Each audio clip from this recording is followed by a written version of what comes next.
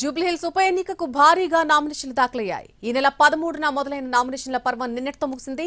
మొదటి 6 రోజుల్లో 94 మంది నామినేషన్లు వేశారు. ఇక చివరి రోజు మాత్రం అనూహ్యంగా నామినేషన్లు వెల్లువెత్తాయి. భారీ సంఖ్యలో నామినేషన్లు వేయడానికి అభ్యర్థులు వచ్చారు. దీంతో బంజారాహిల్స్ రోడ్ నెంబర్ 2లోని షేక్పేట తహసీల్దార్ కార్యాలయంలో జూబ్లీహిల్స్ ఉప ఎన్నిక రిటర్నింగ్ అధికారి కార్యాలయం కిటకిటలాడిపోయింది.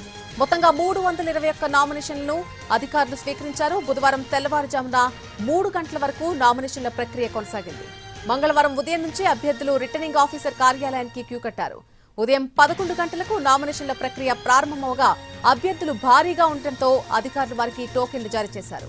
చివరి రోజు 117 మంది అభ్యర్థులు 194 నామినేషన్లను దాఖలు చేయడం జరిగింది. నామినేషన్ల గడువు పూర్తి నాటికి మొత్తంగా 211 మంది అభ్యర్థులు బరిలో ఉన్నారు. ఒక్కో అభ్యర్థి నామినేషన్ సమర్పించేందుకు 15 నిమిషాలు పట్టింది. జూబ్లీహిల్స్ ఉప ఎన్నికకు మొత్తంగా 321 నామినేషన్లు దాఖలయ్యాయి. ఇక ప్రతిపాదిత రీజనల్ రింగ్ రోడ్ వల్ల భూములు కోల్పోతున్న నిర్వాసితుల్లో 11 మంది రైతులు మంగళవారం నామినేషన్లు వేశారు.